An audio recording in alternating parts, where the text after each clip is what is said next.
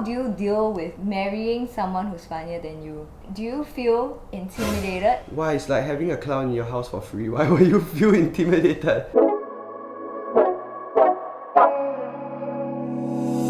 Hi guys, Annette here and welcome to another episode of Growing Up. Today I have with me Raph, Hello. who is back again. Yes, it's the same husband from last time. Why would it be different?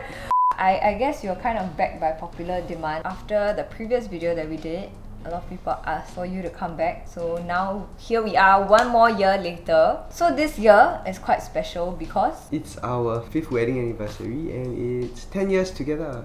yes, and we are 10 years 10 together. years. Yay! So anyways, because it's a special occasion, we decided we'll answer questions that you guys have for us as a couple. So I've got a number of your questions over here on my phone. She didn't let me see all the questions beforehand. Literally on Sent it to you. in the car 10 minutes before coming, then she just gave me all the questions. Because So I she- really only so collated just knows them that- yesterday. Just know that her answers are prepared but mine are the truth. Some of you actually asked about like how we met, our proposal, but we already did another video about it. Okay, so the previous video that we made, it was Raph's first time on my channel, but it was actually my second time doing a video with him. And I was freaking out. I was so nervous, okay? Because the very first video that he did together with me was actually a client campaign where they also asked us couple questions. And there was some question, okay, basically that asked about who snores, and he started saying that I snore, which is completely untrue. Okay, so he just thought it was a joke, ha ha ha. But sometimes people really just think it's true. So there was someone who really DM'd me some anti-snoring device. And she do you said, use it? I didn't, because I don't snore. It's just he made it up. Yes, and so I think I was very stressed, and then I kind of cut him off at times. But today, I'll give him a chance to answer differently from me, okay? By the way, guys, if Raph sounds a bit funny today, it's because he's having a sore throat. Do you guys have a ring? So, as you notice, we don't wear a ring actually. And I don't know, I think some people might think this is weird, right? I don't really wear a ring, I just find it quite inconvenient. And I guess it's very different from the past where people didn't know you're married. It's like, now it's the age of the internet, you can just Google, so everybody kind of already knows you're married. But you know, there's this joke about like the kinds of rings when you get married. When you first get engaged, you got the engagement ring. Then when you get married, you got the wedding ring. And now I already moved to the third ring, which is not wearable, it's called suffering. You all know that? I feel, for me, I don't wear it because I have to take it out all the time for work. And then I'll lose it because I need to take it out for Chantel. Then if I do some other characters, to me it doesn't make much practical sense. But we do have rings. We do have rings. Oh, we do, Actually, yeah. It's very interesting. We each have a wedding band, right? That is an heirloom from our grandparents. So the wedding ring that he has is my grandfather's ring. And the wedding ring that I have is your Great-grandmother's ring. So I guess it's just too precious to wear out. because we were the first in each of our families to get married, so our parents passed it on to us lah. Yeah. And it was kind of creepy because we didn't measure the rings, right? But his great-grandma's ring fit me exactly, and my grandfather's ring fit him exactly, right? Yeah, So it that was fit. cool. So quite fortuitous, I would say. Next question. Who's the funnier partner? It's you lah. Oh, is it? I thought you would insist that you are funnier. How do you deal with marrying someone who's funnier than you? Do you feel intimidated? Why? It's like having a clown in your house for free. Why would you feel intimidated? Like kings would pay jesters to appear in their court. I have one for free. I'm the court jester. Okay lah, to be fair, I think sometimes you're funnier. I think this question's from your cousin, by the way. From my cousin? Yeah. Okay, go ahead. On a scale of 1 to 10, how much more does Raph talk compared to you? You see the way he even phrased this question, right? It's not even who talks more. It's like he already knows that Raph talks more than me. Which is true. I don't think it's from my cousin lah. I dispute that now. It is! Okay, so right, I know I talk more when I'm in front of the camera. And let's say in my setting it's just two of us, then I'll talk more, right? You increase the number of people, the less and less I talk. That's my only chance to talk when Like, I'm not with you. That's not true. So that's not true. You should use the when we are together, you talk more. Raph, what do you do and how come you can take so much leave? I think people are very curious.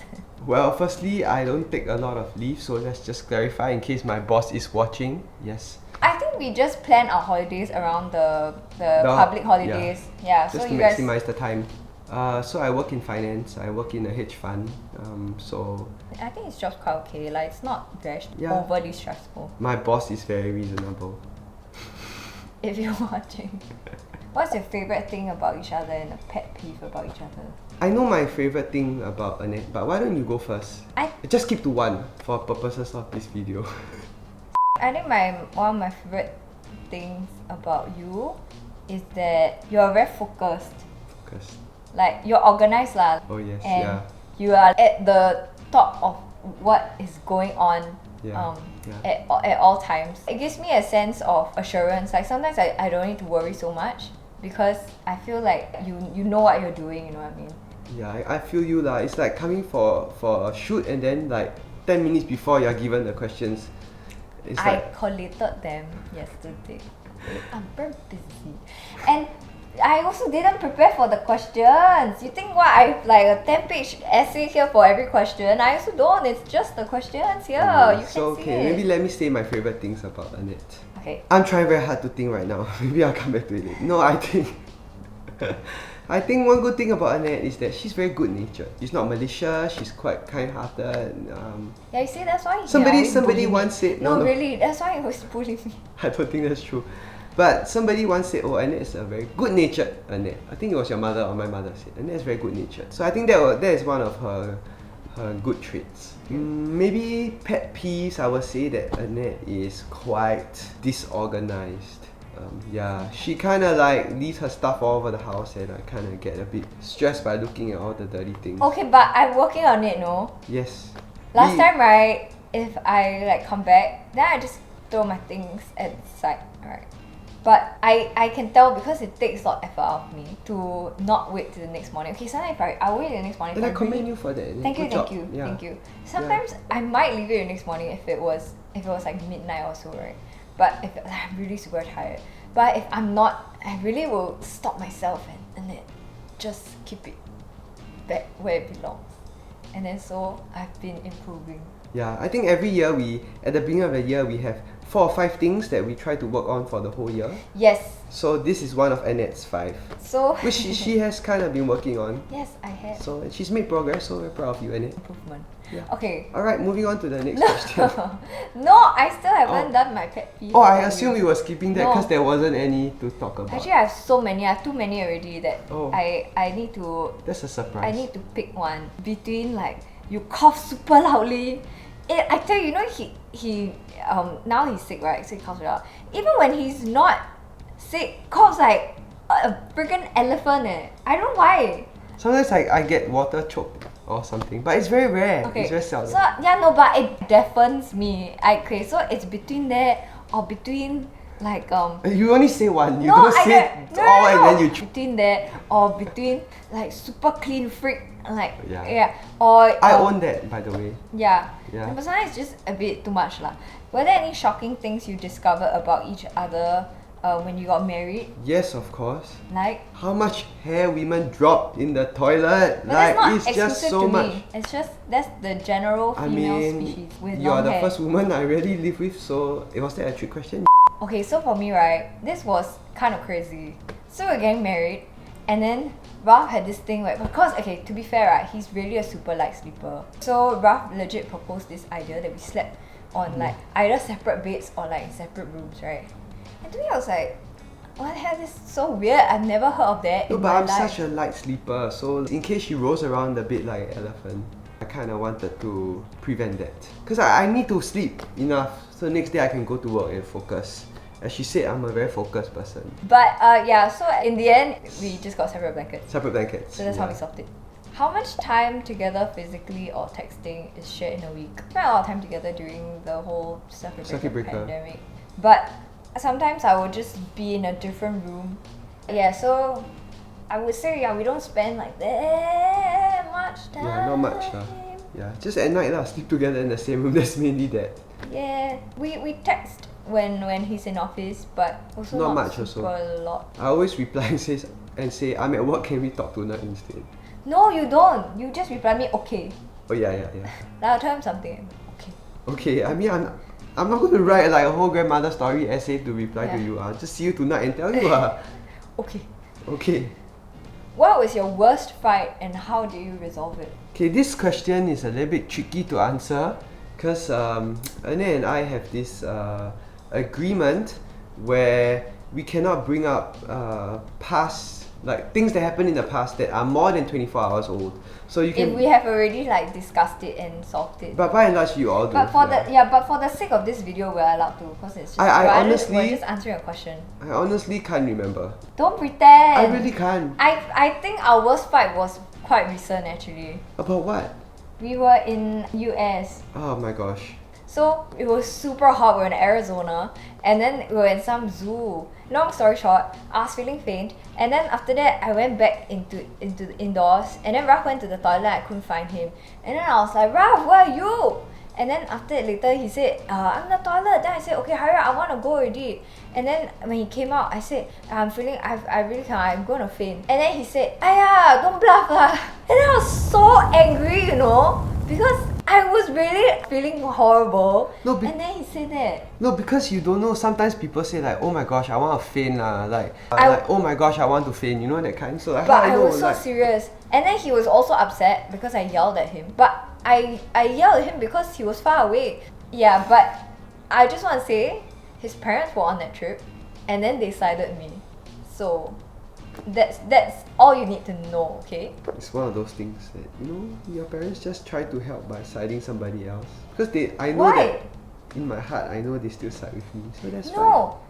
All the more this proves that they side with justice. That's why I respect parents. I feel that the kind, if you tomorrow you like committed murder or something, they won't try to bail you out. They will send you to jail. I don't think so. But I would say, yeah, so we don't talk about things that are more than 24 hours old, because if you keep bringing up things that are too far back in the past, there's no end to the discussion, because then you just open up an entire whole litany of old things all the way back to your birth. Which kind of links to the next question, which is how we handle conflict. And I think for us, we came to this point where we decided we're not gonna bring up an old argument if we've already talked it out and solved it. Like if this person is trying to improve, but you just keep defining them by their past mistakes, like that's not very fair also, right? So I think that's something that really helped us. And also another way how we try to minimize conflict is that every year we talk about like, okay, ways we can improve, or ways like, you know, sometimes maybe he's hurtful to me or I'm hurtful to him. Maybe even small things that trigger the other person or frustrate the other person, and we try to note that down into things that we will improve on. So for me, I think the previous times it was, like be a bit more organized and be a bit more punctual. To be fair, I mean, I don't make excuses, but but sometimes I'm doing my work, okay? I'm editing something, I really don't look at the time, okay? Can you please understand? So she like sets an alarm now. It's before her appointment. Like, okay. Yes. Yeah. And for him, it's like sometimes he can be very rude and it's for no reason, you know. It's how I talk. It's just how I talk. I'm not rude. But I recognize that, I own that. I try to be more actively polite. We came up with this code word. It's called OMP. It's called one moment please. One moment please. One moment, which please. sounds very, very courteous. One moment, please. Yeah. But he just has to say OMP, and I'll know it's nothing personal. Yeah. Because if not, it'll be like, no, when he's driving, then I'm just asking an innocent question. So the restaurant I'm going to, okay, can you don't talk to me? I'm handling. Okay, just calm down. Then I feel like it's a very personal thing now, because he says like you, right? Like he'll say like it's me. I'm like, what the heck? I'm not even triggering you. I'm just so now it's just OMP. Which I don't take it personally. Yeah, that's good. So that's how we try to do it. Like we try to work on stuff and try not to bring up buried hatchets. How has religion affected the dynamics between you guys? I do think that it has helped a lot, that we both believe in the same thing. We're both Christians. That's like one less thing to fight about, I guess, because you know you have the same values and you strive towards a common value system. Yeah, I would say earlier on we were talking about like how we don't bring up things more than 24 hours ago, and that's something that we learn by being a Christian, that God doesn't bring up things in our past, and He doesn't hold it against us. He doesn't remind you of all your mistakes in the past. And so I was thinking that if God doesn't do it to us, and our past is truly the past, then why should we do it with each other? So that I would say is a practical thing, that having the same religion has helped us, like being a Christian has helped us in that. But of course, I mean, we were already Christian even before we decided to come to that conclusion. But I guess because, you know, like being a Christian doesn't make you perfect, but when you have all these disagreements and ways in which your uglier side comes out, sometimes it's very human lah. And it takes maybe that downtime after, when you simmer down, when you're reflecting and you're thinking of what would Jesus do, you know, and you're thinking about, okay, how can I improve as a person? And you think about what God is like, what He's taught about love, and then from there you can start to apply into your unique situations. How do you manage your finances? Do you want to take that? I would say we manage it well. My father told me that 50% of the problems in a marriage comes from money. So if you kind of like got that managed properly, you would have solved 50% of the problems in your marriage. I would say it's kind of true. So for Annette and I, we just have joint accounts for everything. I guess it just makes it much simpler. If not, it becomes like, oh, if anything, I always still have my own money, and I think that becomes very counterproductive in a situation where you are striving to always be more and more together.